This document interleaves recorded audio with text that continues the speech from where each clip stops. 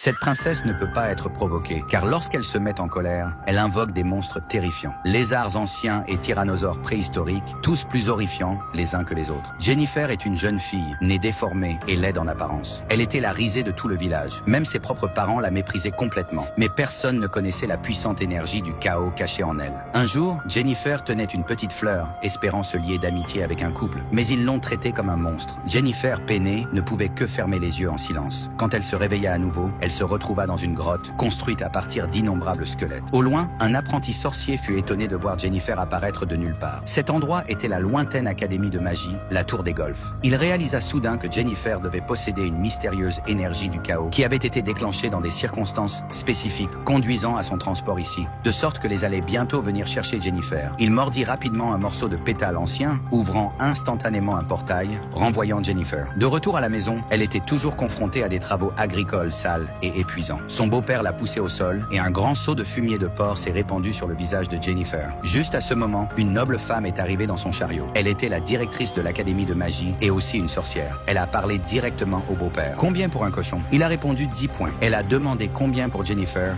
et il a dit 4. Jennifer a donc été vendue à bas prix par son beau-père pour un prix d'une valeur inférieure à la moitié d'un cochon, tandis que ses frères et sœurs regardaient froidement de loin. Personne ne s'avança pour intervenir. Après avoir été amenée à l'école des sorcières, Jennifer s'est vue dans le miroir. La rage et le dégoût de soi ont jailli. Elle brisa le miroir avec son poing, désespérée d'échapper à son visage de monstre. Heureusement, la directrice était disposée à lui donner une chance de changer son destin en apprenant la magie. Face à ce tournant, Jennifer n'a eu d'autre choix que de mettre de nouveaux vêtements et d'entrer dans la salle de classe. Toutes les filles là-bas possédaient des talents magiques comme elle, et le but de la directrice était de les former comme gardes du corps royaux. La directrice leur a appris un sort simple, pour soulever des pierres de la table en utilisant leur esprit. Bien que Tissaia ait été la première à soulever la pierre avec succès, ses mains se sont soudainement desséchées à cause d'un usage excessif de la magie.